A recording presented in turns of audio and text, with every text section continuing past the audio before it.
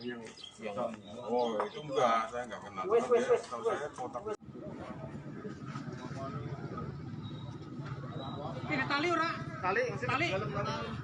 Hai semuanya, balik lagi bersama Silvani Sinaga di sini, and welcome to my secret room.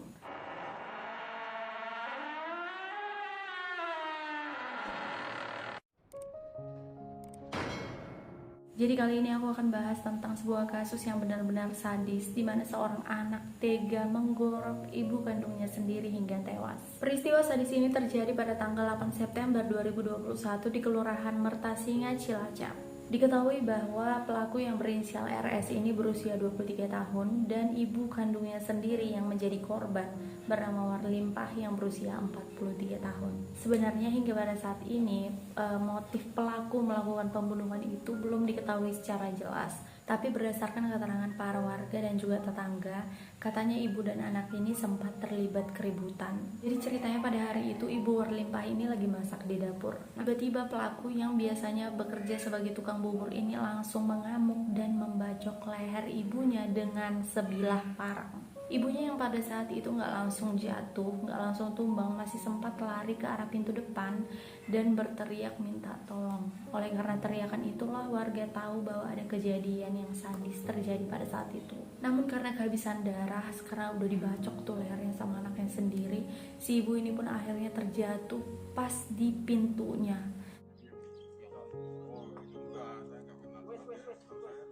Melalui video yang viral di sosial media, ditunjukkan bahwa saat melihat keadaan ibunya bersimbah darah dan sudah meninggal, anaknya ini pun kabur dari rumah tersebut, dari TKP, tapi dengan cara berjalan kaki, istilahnya nggak lari gitu teman-teman, nggak merasa takut. Dan nggak lama kemudian TNI dan Polri pun berhasil meringkus si pelaku ini.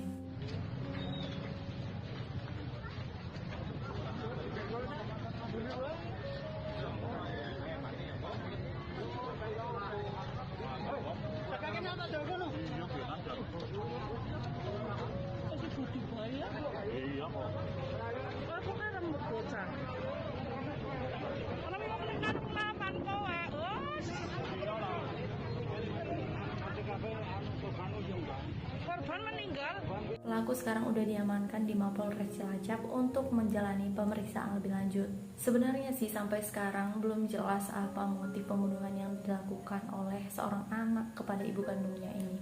Tapi berdasarkan keterangan dari beberapa warga dan juga tetangga, keributan yang terjadi di antara ibu dan anak ini karena keinginan si anak ini nggak dipenuhi oleh orang tuanya. Katanya si pelaku ini minta dibelikan motor dan juga ingin menikah, tapi si ibu nggak memenuhi permintaannya tersebut karena memang mungkin nggak ada uang ya teman-teman. Diketahui bahwa pekerjaan utama dari keluarga mereka itu adalah sebagai penjual bubur. Jadi ibu ini jualan bubur dan si anaknya ini membantu ibunya jualan bubur di pasar. Diketahui bahwa dalam kontrakan itu ada 3 orang, ibu Warlimpah, pelaku, dan 1 lagi anaknya. Sementara suami dari ibu Warlimpah ini bekerja di luar kota. Sampai sekarang polisi masih terus mendalami apa yang menjadi motif dari pelaku tersebut melakukan tindakan keji ini ya teman-teman. Jadi sebenarnya ini benar-benar miris ya teman-teman. Aku yakin kalian yang mendengarkan berita ini juga tersayat hatinya karena gimana bisa seorang anak melakukan hal tersebut kepada seorang ibu ya yang udah merawatnya dari kecil, membiayainya dan sebagainya ya teman-teman. Ya semoga hal-hal seperti ini gak terjadi lagi ya teman-teman. Dan menurutku untuk pelaku ini yang udah berusia 23 tahun, which is udah bisa membedakan yang mana baik dan benar, terus ngelihat kapan nih emakku punya duit gak nih, kira-kira kalau aku minta ini emakku ngasih gak, kalau emakku gak ngasih ya kenapa dia gak nabung aja cari duit sendiri kan gitu, daripada nyusahin orang tua ya udah 23 tahun gitu ya. Kalau emang pengen ya cari duit sendiri kan gitu teman-teman, apalagi anak cowok ya anak cewek juga ya harus cari duit sendiri lah ya. Kalau menurut aku pribadi sih, kalau bisa ya jangan nyusahin orang tua lah ya. Dari kecil udah dirawat sampai dewasa kita masih nyusahin kan, berat itu ceritanya. Aku bukannya menghakimi tapi ya miris aja mendengar berita seperti ini ya teman-teman. Apalagi ibu kandung loh.